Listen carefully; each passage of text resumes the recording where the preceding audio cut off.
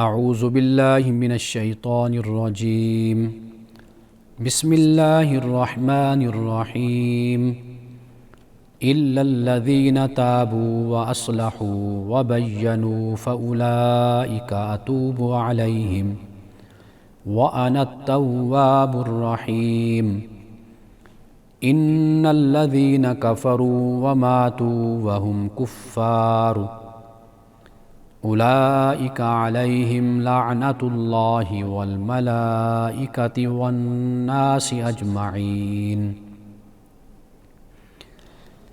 خالدین فیہا لا یخفف عنہم العذاب ولا هم ینظرون وإلہکم الہ واحد لا الہ الا هو الرحمن الرحیم صدق اللہ العظیم۔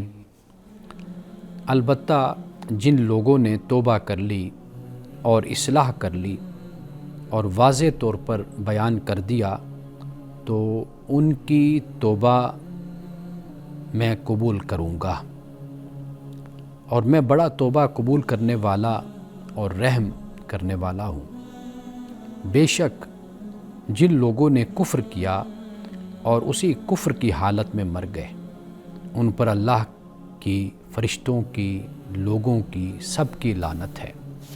وہ دوزخ میں ہمیشہ رہیں گے، نہ ان کا عذاب ہلکا کیا جائے گا اور نہ ان کو مہلت ہی ملے گی۔ اور تمہارا معبود ایک معبود ہے، نہیں معبود مگر وہ رحمان رحیم ہے۔ پروگرام الکلام میں آپ تمام دیکھنے والوں کو خوش آمدید۔ آج ہم نے سورۃ البقرہ کی آیت نمبر 160، 161 اور 162 اور 163 163 تک ہم نے آج بحمد اللہ تعالی تلاوت اور ترجمہ پیش کرنے کا شرف حاصل کیا ہے۔ آپ جانتے ہیں کہ کل ہم نے بات کی تھی کہ قوم یہود میں سے بہت سے لوگ ایسے تھے کہ جو بدنیتی سے حقائق کو، دلائل کو، شواہد کو، علامات و نشانیوں کو چھپانے کی کوشش کرتے تھے۔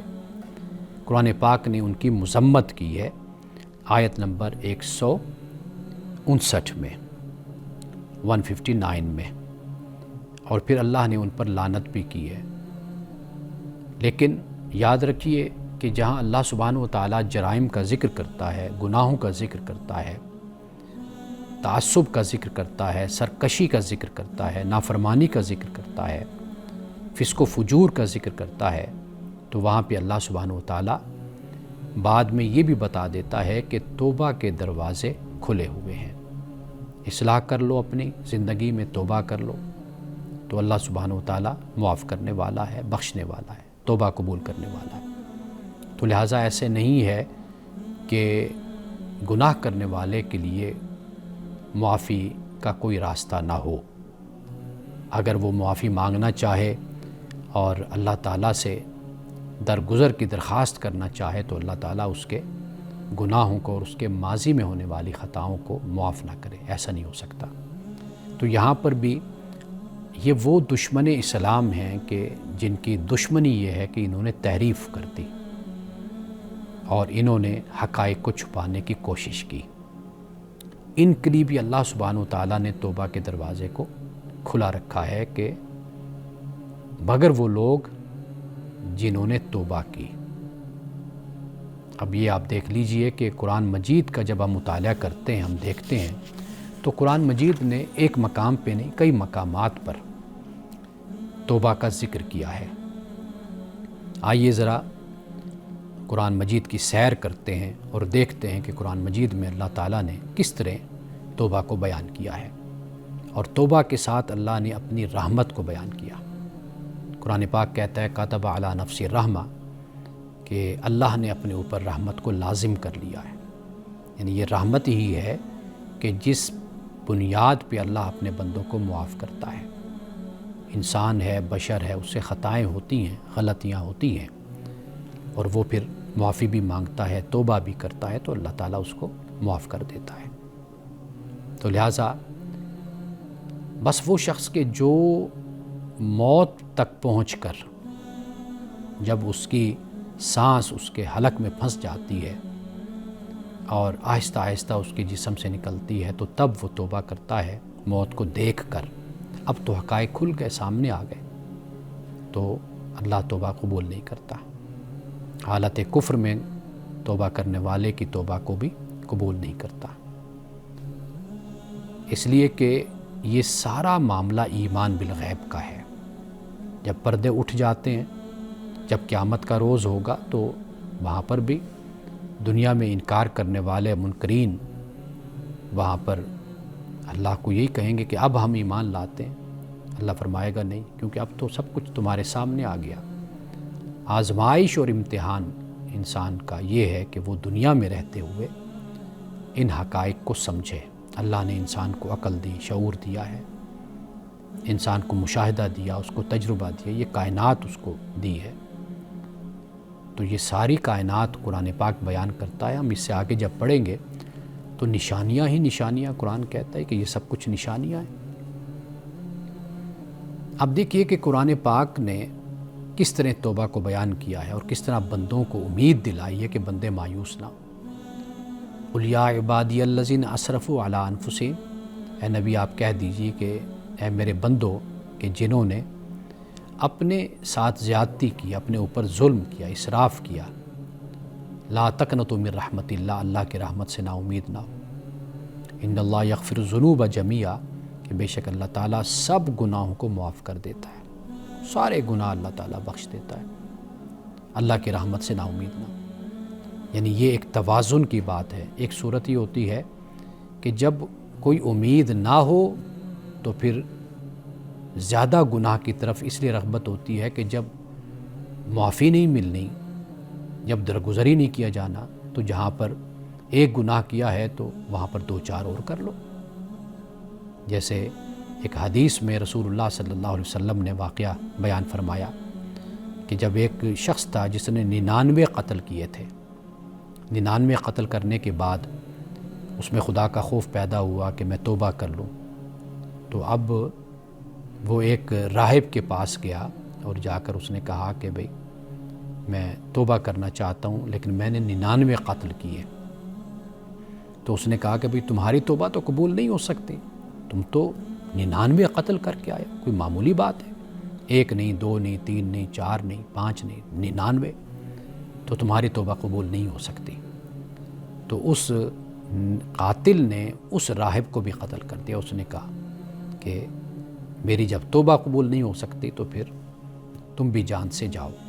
تو 100 کی گنتی اس نے پوری کر لی، لیکن اللہ سبحانہ و تعالیٰ نے اس کے لیے توبہ کے دروازے کو اس کے لیے بھی اوپن رکھا۔ یعنی وہ شخص کے جو اپنے دل سے توبہ کرتا ہے، مانتا ہے، یعنی اس میں اصل جو تعلیم ہے وہ یہ ہے کہ جو ہمیں بتائی جا رہی ہے۔ تو لہٰذا نا امیدی کی صورت میں بھی انسان گناہوں کی طرف بڑھ جاتا ہے، اور خام خواہ کی امید سے بھی انسان جرت مند جری ہو جاتا ہے۔ تو لہٰذا یہاں پر ایک توازن کی بات کی گئی ہے کہ اللہ پاک یہ فرماتا ہے کہ اے میرے بندو جنہوں نے اپنے اوپر ظلم کیا، اپنے ساتھ زیادتی کی ہے، اللہ کی رحمت سے نا امید نہ ہو، بے شک اللہ تعالیٰ سب گناہوں کو معاف کر دیتا ہے۔ ایک اور مقام پر فرمایا کہ الم یعلموا، کیا ان لوگوں کو پتہ نہیں ہے، ان اللہ یقبل التوبۃ عن عبادہ ویعفو عن السیئات، کہ بے شک اللہ تعالیٰ اپنے بندوں کی توبہ کو قبول کرتا ہے اور ان کے گناہوں کو معاف کر دیتا ہے، درگزر کر دیتا ہے۔ سورۃ النساء میں اللہ سبحانہ و تعالیٰ نے یہ بات بیان فرمائی ہے کہ بڑے گناہوں سے تم بچو، اپنے آپ کو بچاؤ، چھوٹے گناہ میں تمہارے معاف کر دوں گا۔ بڑے گناہوں سے اپنے آپ کو تم بچانے کی کوشش کرو تو چھوٹے گناہ میں تمہارے معاف کر دوں گا۔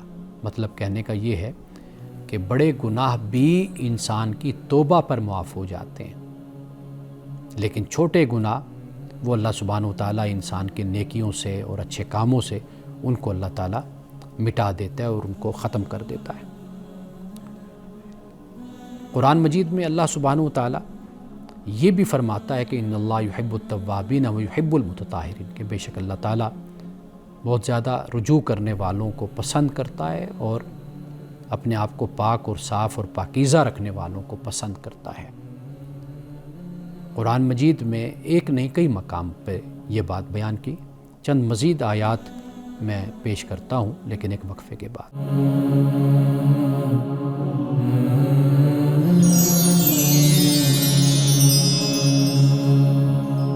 اب یہ دیکھیے کہ سورۃ النساء میں ہی اللہ سبحانہ و تعالیٰ نے توبہ کے حوالے سے یہ بتا دیا کہ انما التوبۃ علی اللہ للذین یعملون السوء بجہالۃ، فرمایا کہ اللہ پر توبہ ہے لازم، یعنی معاف کر دینا، بخش دینا، ان لوگوں کی توبہ کو قبول کرنا اللہ پر لازم ہے کہ جو برائی کرتے ہیں لیکن جہالت میں کرتے ہیں۔ جہالت سے یہاں پر مراد یہ ہے کہ وہ جذبات میں آ کے نفسانی ایک کیفیت اور نفسانی کیفیت سے مغلوب ہو کر کچھ ان سے ایسا کچھ ہو جاتا ہے، تو فرمایا کہ ثم یتوبون من قریب، پھر وہ جلدی جلدی فوراً اللہ کی طرف آتے ہیں، توبہ کرتے ہیں، تو اللہ تعالیٰ ان کی توبہ کو قبول کرتا ہے۔ تو لہٰذا یہاں پر اللہ نے اپنے بندوں کو یہ رغبت دلائی ہے، ترغیب دی ہے کہ اللہ تعالیٰ تمہاری توبہ کو قبول کر لے گا۔ انسان ہے، بشر ہے، گناہ ہو جاتا ہے، غلطی ہو جاتی ہے، انسان کو غصہ آ جاتا ہے، غصے میں بہت کچھ انسان اپنے منہ سے نکال دیتا ہے، بہت سی حالتیں اور کیفیتیں انسان کی ہوتی ہیں۔ تو قرآن اس لیے کہتے ہیں کہ نا انسان امتحان میں ڈالا گیا ہے، تو در حقیقت یہ مشکل ہے انسان کے لیے۔ تو انسان ان حالات سے اور ان کیفیات سے انسان گزرتا رہتا ہے۔ تو لہٰذا اللہ کا جو پسندیدہ بندہ ہے وہ بندہ ہے کہ جو اگر اس سے کچھ ایسا ہو جائے تو فوراً وہ اللہ کے پاس آتا ہے اور اپنے گناہ کی، اپنی غلطی کی اللہ سے معافی مانگتا ہے۔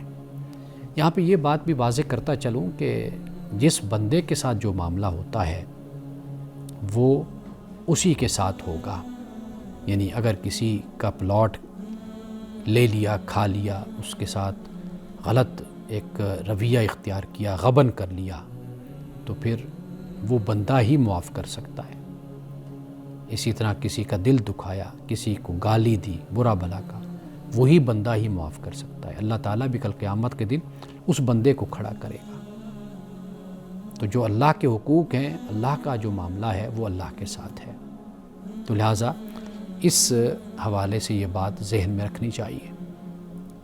سورۃ التحریم میں فرمایا یا ایھا الذین آمنوا توبوا الی اللہ توبۃ نصوحا، اے ایمان والو اللہ کی طرف لوٹو، توبہ کرو، اللہ سے معافی مانگو، لیکن کون سی؟ توبۃ نصوحا، پکی توبہ کرو۔ یہ بھی ساتھ اس کی تلقین بھی کر دی اور اس کی ترغیب بھی دی، یعنی اس بات کو بھی ہلکا نہیں لینا چاہیے، ایسا رویہ نہیں اختیار کرنا چاہیے کہ خدا کے عذاب اور خدا کی سزا کی کوئی وقت ہی نہ رہے، نعوذ باللہ، اور کوئی اس کی اہمیت نہ رہے۔ ایسا نہیں ہے، محبت بھی ہوتی ہے اور خوف بھی ہوتا ہے۔ جہاں محبت ہو وہاں پر خوف ہوتا ہے۔ اپنے محبوب کی ناراضگی کا جو ڈر ہوتا ہے وہی تو خوف ہوتا ہے۔ تو لہٰذا یہ خیال کرنا لازم اور ضروری ہے۔ رسول اللہ صلی اللہ علیہ وسلم نے یہ فرمایا کہ ہر انسان خطا کار ہے، بشر ہے، اس سے خطا ہو جاتی ہے، غلطی ہو جاتی ہے۔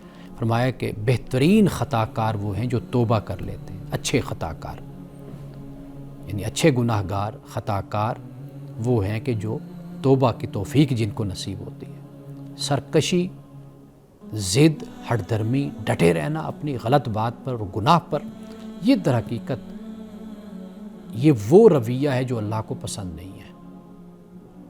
باقی انسان کا معاملہ ہے، اللہ جانتا ہے، فرشتہ تو نہیں ہے انسان، غلطیاں ہوتی ہیں، خطائیں ہوتی ہیں، لیکن انسان کے اندر عاجزی ہونی چاہیے، انکساری ہونی چاہیے، اور انسان اللہ کی بارگاہ میں فوراً پلٹ کر آئے۔ رسول اللہ صلی اللہ علیہ وسلم نے فرمایا کہ ایک شخص صحرا میں ہے اور وہ سفر کر رہا ہے اپنے اونٹنی پر، لیکن اس نے اونٹنی کو ایک جگہ کھڑا کیا اور سو گیا، اور وہ جب سویا آنکھ کھلی تو کیا دیکھتا ہے؟ اونٹنی غائب ہے۔ اب وہ اس کو تلاش کر رہا ہے، اس کے پیچھے بھاگ رہا ہے ادھر ادھر کہ کہیں مجھے مل جائے۔ صحرا اور ریگستان آپ اندازہ کیجئے کہ کتنا مشکل ہوتا ہے کہ وہاں سے کیسے نکلا جائے پیدل۔ اب وہ تھک ہار کر بیچارہ پھر لیٹتا ہے، اس کی آنکھ لگ جاتی ہے، اور جب اس کی آنکھ کھلتی ہے کیا دیکھتا ہے؟ اس کی سواری، اس کی اونٹنی اس کے سامنے کھڑی ہے۔ اب آپ بتائیے کہ وہ کتنا خوش ہوگا کہ اس کی سواری اس کو مل گئی ہے۔ یہ تو گویا کیسے اس کو زندگی مل گئی ہے۔ رسول اللہ صلی اللہ علیہ وسلم نے فرمایا کہ جتنی اس مسافر کو خوشی ہوتی ہے، اللہ کو اس سے بھی کہیں زیادہ خوشی ہوتی ہے کہ جب اس کا بندہ اپنے گناہوں سے توبہ کر کے اس کے پاس آتا ہے اور اس کے پاس آ کر روتا ہے، اشک بار ہوتا ہے، گریہ وزاری کرتا ہے، دعا کرتا ہے، تو اللہ تعالیٰ ایسے بندے پر بہت ہی خوش ہوتا ہے اور بہت مہربان ہوتا ہے۔ اور ایک بات ناظرین اکرام میں یہاں پہ آپ کو یہ بتاتا چلوں، اللہ کسی کے ماضی کو نہیں پھر کھولتا۔ ایک شخص ہے 10 سال 20 سال وہ نافرمانی کرتا رہا اللہ کی، اللہ 10-20 سال کے بعد بھی وہ بندہ آ کر توبہ کرتا ہے، اللہ قبول کر لیتا ہے۔ ایسا نہیں ہے کہ اب اللہ اس کے ماضی کو کھولے، اس کی ہسٹری کو، نہیں، کچھ بھی نہیں، بس وہ یوں سمجھیے کہ وہ آج پیدا ہوا، یہ اس کی حالت اور یہ اس کا معاملہ ہو جاتا ہے۔ یہ انسان ہیں کہ جو کسی کو معاف نہیں کرتے۔ اگر کوئی شخص گناہ چھوڑ بھی دے تو اس کو آخری وقت تک تانا دیتے رہتے ہیں، اس کا ماضی اس کو یاد کرواتے رہتے ہیں کہ تم ایسے تھے۔ اگر کوئی شخص نیک ہو جائے تو اس کے بارے میں یہ لوگوں کو کہتے ہوئے سنا کہ یہ شخص ایسا تھا ماضی میں، اب بڑا نیک بنا پھر رہا ہے، یعنی اس کا اچھا بننا بھی لوگوں کو پسند نہیں آتا۔ اور اللہ سبحانہ و تعالیٰ اس کے ماضی کا، اس کے کریکٹر کا، جو اس نے کیا ماضی میں، اللہ اس کا ذکر ہی نہیں کرتا۔ اللہ کہتا بس میرا بندہ میرے پاس آ گیا ہے، اس نے مجھ سے معافی مانگ لی ہے، اب یہ میرا بندہ ہو گیا ہے۔ تو یہ بڑی بنیادی بات ہے کہ اللہ سبحانہ و تعالیٰ اپنے بندوں سے بڑی محبت کرتا ہے، ان پہ بڑی رحمت فرماتا ہے۔ اب یہاں پر دیکھیے کہ فرمایا کہ توبہ اور اصلاح کر لی۔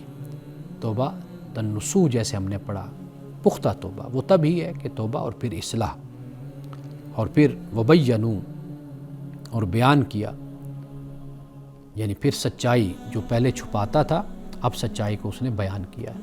تو فرمایا کہ اللہ کہتا ہے میں ان کی توبہ کو قبول کرتا ہوں، میں ان کی طرف رجوع کرتا ہوں، اور میں تواب الرحیم ہوں۔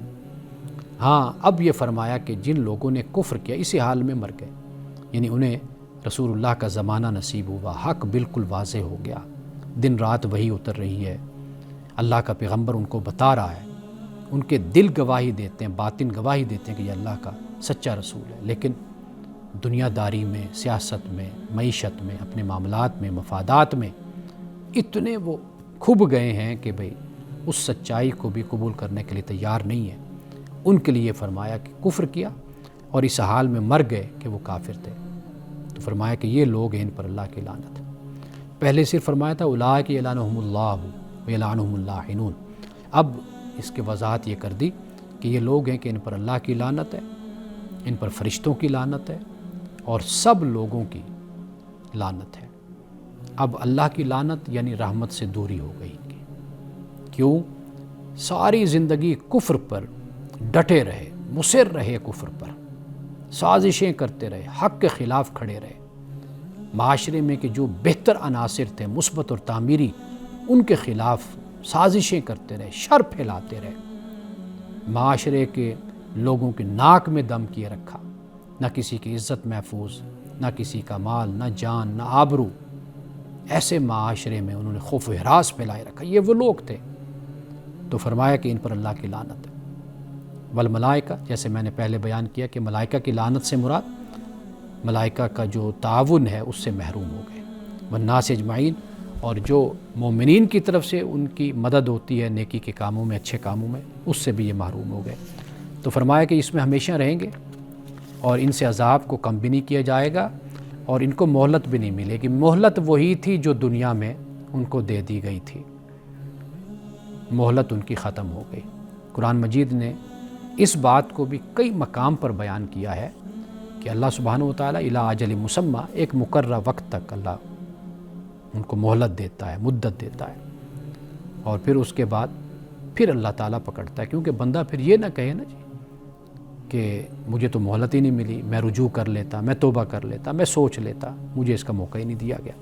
تو فرمایا کہ اب نہیں مہلت ملے گی، اور آخری آیت میں فرمایا کہ تمہارا رب ایک رب ہے، یہ نہیں ہے کہ مسلمانوں کا رب کوئی اور ہے، یہودیوں کا رب کوئی اور ہے، مسیحیوں کا رب کوئی نہیں، رب وہی ہے۔ یہ جس طرح موسیٰ پر وحی آئی، حضرت مسیح علیہ السلام پر وحی آئی، اسی طرح محمد رسول اللہ پر بھی وہی رب بھیجنے والا ہے۔ تو تم تقسیم کیوں کرتے ہو، فرقوں میں کیوں پڑ جاتے ہو؟ تو یہاں پر یہ بات بیان فرما دی، لا الہ الا هو الرحمن الرحیم، نہیں معبود مگر وہ رحمان رحیم ہے۔ رحمان رحیم، اس کی رحمت اس میں شدت بھی ہے، اپنے بندوں پر بہت زیادہ رحم کرنے والا ہے، رحیم بھی ہے، اس میں کسی قسم کی کوئی رکاوٹ نہیں ہے۔ جیسے پہلے وہ رحیم تھا، رحم کرنے والا تھا، وہ آج بھی ہے، وہ کل بھی ہوگا، اس کی رحمت میں کبھی کوئی رکاوٹ نہیں آئے گی۔ انشاءاللہ یہاں سے ہم آگے آیت نمبر 164 اس پہ ہم کل بات کریں گے۔ ایک وقفہ لیتے ہیں، وقفے کے بعد آپ کے سوالات پر ہم بات کریں گے۔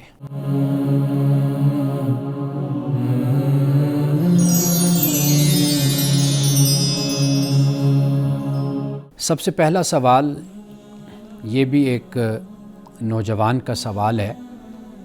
وہ پوچھتے ہیں کہ گناہوں کا جو چکر ہے، جو معاملہ ہے، وہ چھوڑنا چاہتا ہوں، لیکن پھر بار بار میں اس میں پھنس جاتا ہوں۔ یعنی گناہوں کی طرف اٹریکشن ہوتی ہے، کشش ہوتی ہے، رغبت ہوتی ہے، لیکن اندر سے مجھے ملامت بھی ہے، اور میں چاہتا بھی ہوں تو میں چھوڑ دوں، لیکن مجھ سے گناہ چھوٹتا نہیں ہے۔ اب انہوں نے گناہ کا ذکر نہیں کیا، اگر کرتے بھی صحیح تو ہم ان کے گناہوں پہ پردہ ہی ڈالتے، ہمیں اسی بات کا حکم ہے۔ تو لیکن یہ ہے کہ انہوں نے جو سوال بھیجا ہے، یہ بہت سے نوجوان اور بہت سے لوگ اسی حالت اور کیفیت میں وقت گزار رہے ہوتے ہیں۔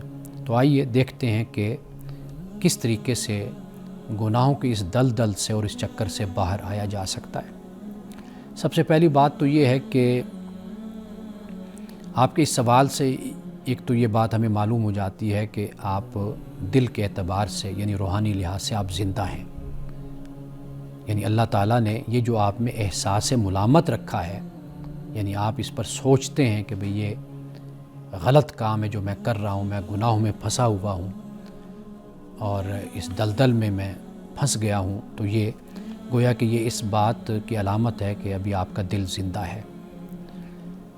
اور جس دل کو گناہ برا لگے اور شرمندگی کا احساس ہو، یقین کیجئے وہ دل اللہ کے نزدیک بہت قیمتی ہے، وہ دل بہت ہی اللہ کے نزدیک اہم ہے، بڑا محبوب دل ہے، اللہ کو بڑا پسند ہے ایسا دل کہ جس دل میں شرمندگی کا احساس ہو اور جس دل کو گناہ برا لگے، اللہ کو ایسے دل بڑے پسند ہیں۔ قرآن مجید کی ابھی توبہ کے حوالے سے ہم نے بات کی تو قُلْ يَا عِبَادِيَ الَّذِينَ أَسْرَفُوا عَلَىٰ أَنفُسِهِمْ لَا تَقْنَطُوا مِن رَحْمَتِ اللَّهِ، اے میرے وہ بندو کہ جنہوں نے اپنے ساتھ زیادتی کر لی، لا تقنطوا من رحمت اللہ، اللہ کی رحمت سے نا امید نہ ہو، بے شک اللہ سب گناہوں کو معاف کر دیتا ہے۔ تو آپ جوان ہیں اور نوجوانی میں اگر آپ کو اس کا خیال ہے تو اللہ کی رحمت سے آپ نا امید نہ ہوں۔ اب میں آپ کو 3 کام بتاتا ہوں کہ گناہ کو چھوڑنے کے لیے آپ یہ 3 کام سن لیں، ان کو لکھ لیں اور ان کو یاد کر لیں۔ سب سے پہلا وہ یہ ہے کہ گناہ کا راستہ بند کر دیں۔ ممکن ہے کہ وہ راستہ تنہائی کا ماحول کہ جس میں آپ موبائل استعمال کرتے ہیں، کمپیوٹر استعمال کرتے ہیں، سوشل میڈیا استعمال کرتے ہیں، ممکن ہے کہ یہ آپ کے گناہ کی یہ ایک وجہ ہو۔ تو ایک تو گناہ کے راستے کو اور ذریعہ جو اس کا سورس بنتا ہے، آپ اس کو بند کر دیں، وہ جو بھی ہے وہ آپ بہتر جانتے ہیں۔ ایک تو یہ کام کریں۔ دوسرا یہ کہ گناہ کو ریپلیس کر دیں۔ ریپلیس سے مراد یہ نہیں کہ گناہ کی جگہ پر کوئی اور گناہ کریں، اس سے مراد یہ ہے کہ گناہ کی جو جگہ ہے، یعنی جو وقت ہے، جو آپ کی سوچ ہے، جو آپ کی فرصت ہے، اس کو بھر دیں، فل کر دیں اس کو۔ یعنی قرآن کی جیسے تلاوت ہے، تھوڑا سا قرآن کا مطالعہ کر لیں، اچھا پھر آپ یا واک کر لیں، جوگنگ کر لیں، واک کر لیں، یا کوئی مصروفیت پیدا کر لیں، جیسے کوئی ہنر، کوئی فن، کوئی سیکھنے کا عمل ہوتا ہے، وہ اس میں داخلہ لے لیں۔ اور پھر یہ بھی ہے کہ کچھ مطالعے کی عادت وہ پیدا کر لیں، اپنی مصروفیت، اس لیے کہ جو مصروف انسان ہوتا ہے وہ گمراہ کم ہوتا ہے، یعنی اس سے گناہ بھی کم ہوتے ہیں۔ مصروف جو ہوا، جیسے لوگ جاب کرتے ہیں یا فرصت ہو تو انہوں نے بڑے اچھے اپنے شوق پال رکھے ہوتے ہیں، گارڈننگ کرتے ہیں، پرندوں کو دانے ڈالتے ہیں، اور اسی طریقے سے دیگر وہ کام کرتے ہیں۔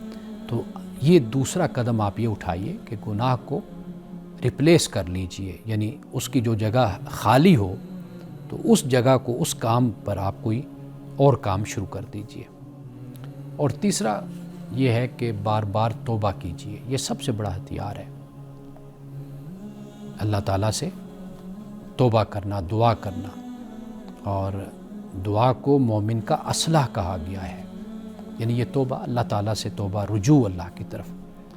تو آپ یہ 3 کام آپ کیجئے۔ پہلا کام کہ آپ گناہ کا راستہ بند کر دیں، کس وجہ سے وہ گناہ ہو رہا ہے اور آپ کے لیے وہ گناہ آسان ہو رہا ہے، ایک تو وہ راستہ، وہ ذریعہ، اس کو کلوز کر دیں۔ دوسرا یہ کہ گناہ کا جو وقت ہے، جو فرصت ہے، جو وہ گناہ کر رہے ہیں، اس کی جگہ پر کوئی اور کام، وہ آپ اس کو اختیار کر لیں۔ جیسے میں نے بتایا کہ واک کریں، جوگنگ کریں اچھے طریقے سے، کوئی جم جوائن کر لیں، تو بھرپور طریقے سے اپنے آپ کو تھکائیں۔ تیسرا کام یہ ہے کہ اللہ تعالیٰ سے توبہ کریں، اللہ تعالیٰ سے معافی مانگیں، تو اللہ سبحانہ و تعالیٰ اپنے بندوں کو معاف کرنے والا ہے۔ اب اس کے بعد ایک اور سوال ہے کہ ہمارے ہاں یہ کچھ رسم ہے کہہ لیجئے یا روایت ہے، اس کے بارے میں پوچھا گیا ہے کہ لوگ جو صدقہ ہوتا ہے اس کو قبرستان میں پھینک دیتے ہیں، جیسے گوشت ہو گیا، چاول ہو گئے، انڈے ہو گئے، اس کو قبرستان میں جا کے پھینک آتے ہیں۔ اس کے بارے میں پوچھا گیا، یہ بھی ایک بھائی کا سوال ہے۔ اصل بات یہ ہے کہ 2 باتیں یاد رکھیے کہ مال کا ضائع کرنا یہ تو ہر صورت میں منع ہے، ممنوع ہے، اس کی تو سخت مذمت ہے، ٹھیک ہے نا جی؟ یعنی یہ بنیادی بات ذہن میں رکھ لیجئے کہ مال کا ضیاع یہ منع ہے، اسراف و تبذیر اس کی مذمت ہے، اور جو صدقہ ہوتا ہے وہ مستحق افراد تک اس کا پہنچانا ہوتا ہے، اللہ کی راہ میں خرچ کرنا ہوتا ہے۔ تو یہ بنیادی بات ہے جو دین ہمیں بتاتا ہے۔ اس پہ ابھی ہم مزید بات کرتے ہیں، لیکن ایک وقفے کے بعد۔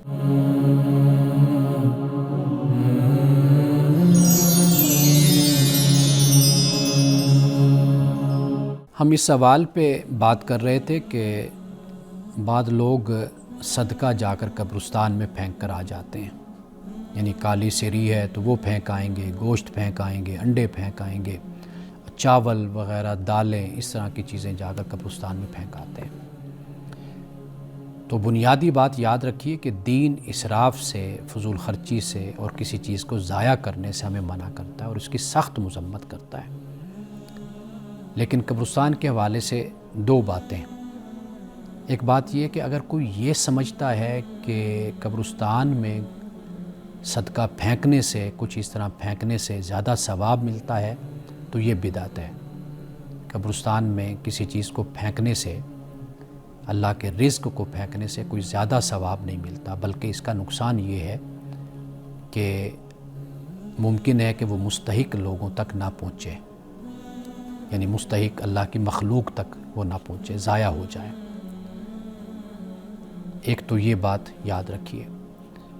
دوسری بات یہ ہے کہ اگر قبرستان میں مثال کے طور پر چاول پھینکے جاتے ہیں صرف اس نیت سے کہ یہاں پر قبرستان ہے تو پرندے آتے ہیں، چرند پرند آتے ہیں، تو یہاں پر چونکہ زیادہ زندہ لوگوں کا آنا جانا نہیں ہوتا، تو پرندے آسانی کے ساتھ آ کر وہ کھاتے ہیں، بیٹھتے ہیں۔ اگر اس نیت سے چاول پھینک دیے جاتے ہیں یا گوشت اس لیے پھینکا جاتا ہے کہ بھئی یہاں پر آ کر چرند پرند آ کر اٹھا جاتے ہیں، کھا جاتے ہیں، تو یہ ایک بالکل علیحدہ بات ہے، یہ بالکل ایک علیحدہ بات ہے۔ یہ بات یعنی اس سے بالکل مختلف ہے کہ اگر کوئی اس کو یہ سمجھتا ہے کہ شاید کوئی دین کی یہ تعلیم ہے یا کوئی مذہب کی تعلیم ہے کہ جس کی بنیاد پر اگر میں اس طرح کروں گا تو مجھے زیادہ ثواب ہوگا، تو یہ تصور بالکل اس کا، یہ عقیدہ، یہ سوچ، یہ بالکل غلط ہے۔ تو لہٰذا کوشش اس بات کی پہلے نمبر پہ کیجئے کہ جو لوگ مستحق ہیں، جو غربا ہیں، جو غریب ہیں، وہ ان کو در حقیقت یہ رزق ان کے منہ میں جانا چاہیے۔ مثال کے طور پر انڈے ہیں، تو یہ سردی کا جیسے موسم ہے اس وقت، تو آپ کسی غریب کو، مستحق کو انڈے دیں گے تو وہ دعائیں دے گا آپ کو، ابال کر کھائے گا یا جیسے بھی وہ کھائے، تو وہ اس کے لیے اچھے ہیں صحت کے حوالے سے۔ اور اسی طریقے سے آپ جانتے ہیں کہ کتنے گھر، کتنے لوگ ہوتے ہیں کہ جن کو قربانی کا گوشت سال کے بعد کھانا نصیب ہوتا ہے، تو آپ ان کو گوشت دیجئے، ان میں بانٹیے۔ چاول، کتنے گھر ہیں کہ جن کو چاول کھانا نصیب نہیں ہے، یعنی ان کے پاس کھانا نہیں ہوتا۔ ایسے لوگ ملتے ہیں کہ جو کہتے ہیں جی دن میں ایک مرتبہ ہمارے لیے کھانا پکانا، بچوں کو کھلانا یہ بڑا مشکل ہوتا ہے، مہنگائی کی وجہ سے، بے روزگاری کی وجہ سے، دیگر مسائل کی وجہ سے، یا کثیر عیالداری کی وجہ سے۔ تو آپ ان لوگوں کا خیال کیجئے۔ معلوم نہیں کہ یہ رسوم، یہ رواج کہاں سے پیدا ہو جاتے ہیں، ان کی کوئی اصل نہیں دین میں۔ آپ کے پاس تو اصل جو مرکز ہے، جو اصل ماخذ ہے، وہ تو خدا کا دین ہے نا۔ آپ دیکھیے کہ قرآن کیا اس بارے میں بیان کرتا ہے، رسول اللہ کی سنت کیا ہے، کیا کوئی حدیث اس حوالے سے موجود ہے یا نہیں ہے، کیا بیان کیا جاتا ہے۔ تو جب ایسا کوئی تصور نہیں ہے تو پھر خدا کے رزق کو اس طرح ضائع کرنا، بلکہ علماء کرام نے احتیاط کے ساتھ یہاں تک لکھا ہے کہ بھئی یہ جو کچھ بھی آپ پکاتے ہیں یہ غریبوں کا حق ہوتا ہے۔ جیسے کلخانی ہے، ہمارے یہاں کلخانی رائج ہوتے، لوگ کلخانی مرنے کے بعد جو ایصال ثواب کے لیے کھانا پکاتے ہیں یا چہلم کر لیتے ہیں، تو بزرگوں نے یہ لکھا ہے کہ یہ کھانا غریبوں کا حق ہوتا ہے، عمرا کا، امیر لوگوں کا اس پر کوئی حق نہیں ہوتا، ان کو نہیں کھانا چاہیے۔ لیکن آپ دیکھیے کہ ہمارے ہاں یہ ایک رسم بن کر رہ گئی۔ جب اس کا آغاز ہوا تھا تو آغاز میں تو مقصد یہی تھا غریبوں کو دینا۔ جیسے آپ جاتے ہیں بزرگوں کے پاس، ان کے مزارات پر، تو وہاں پر کھانا چل رہا ہوتا ہے، لنگر چلتا ہے، تو لنگر کیوں وہاں پر 24 گھنٹے چل رہا ہوتا ہے؟ یہ پہلے دن سے ایسے ہی بزرگوں کا طریقہ یہی تھا۔ جیسے حضرت سید علی حجویری رحمۃ اللہ تعالیٰ علیہ ہیں، حضرت خواجہ معین الدین چشتی اجمیری ہیں، حضرت نظام الدین اولیاء ہیں، تو اگر آپ دیکھیں، تاریخ پڑھیں تو ان کی زندگیوں میں وہاں پر لنگر چل رہا ہوتا تھا، غربا آتے تھے، مساکین، یتامہ، مسافر، وہ کھانا کھاتے رہتے تھے۔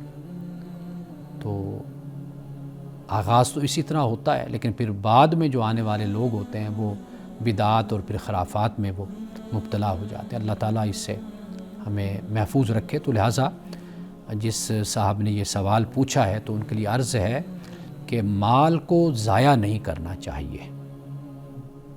قبرستان میں اگر کوئی دال یا چاول، ایسی کوئی چیز پھینکی جاتی ہے کہ جو آسانی کے ساتھ چرند پرند آ کر ان کو کھا جاتے ہیں، اور اس لیے پھینکی جاتی ہے کہ لوگوں کے جو پاؤں ہیں ان کے نیچے یہ چیزیں ضائع نہ ہو جائیں، تو اس پہلو سے تو ٹھیک ہے یہ بات۔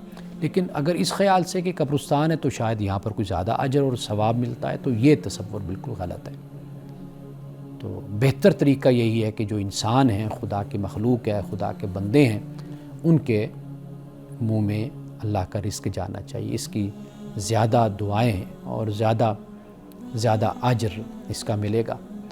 تو آئیے اب آخر میں جاتے ہوئے ایک حدیث حضرت معاذ بن جبل یہ روایت کرتے ہیں کہ اللہ تعالیٰ فرماتا ہے، رسول اللہ نے فرمایا کہ اللہ فرماتا ہے جو لوگ میری رضا کے لیے آپس میں محبت کرتے ہیں ان کے لیے میری محبت واجب ہو جاتی ہے۔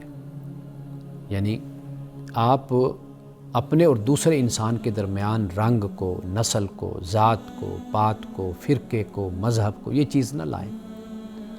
آپ دوسرے انسان سے اس لیے محبت کریں کہ یہ میرے رب کی مخلوق ہے، میرے یہ رب کا بندہ ہے، یہ انسان ہے، یہ بشر ہے۔ اس بنیاد پر آپ جب دوسرے بندے سے محبت کرتے ہیں تو اللہ کہتا ہے کہ پھر مجھ پر واجب ہے کہ میں اس سے محبت کروں۔ تو جب بندے سے محبت کرتا ہے تو اللہ اپنے بندے سے محبت کرتا ہے، تو آپ اندازہ کیجئے کہ پھر اللہ کی عنایات، اللہ کی رحمتیں، اللہ کی محبتیں اور برکتیں پھر کتنی اس بندے پر نازل ہوں گی۔ تو لہٰذا محبتیں بانٹیے، آسانیاں بانٹیے، اور لوگوں کے چہروں پر مسکراہٹ لائیے، خوش رہیے، دوسروں کو بھی خوش رکھیے، اپنی زندگی کو بھی اذیت کا نشانہ مت بنائیے اور دوسروں کی زندگیوں کو بھی خراب مت کیجیے۔ اللہ سبحانہ و تعالیٰ کی محبتوں کے آپ حقدار بنیں گے اگر آپ اللہ کی مخلوق سے محبت کریں گے۔ اللہ تعالیٰ آپ پر اپنی محبتیں نچھاور کرے۔ انہی الفاظ کے ساتھ اجازت دیجیے۔ السلام علیکم ورحمۃ اللہ وبرکاتہ۔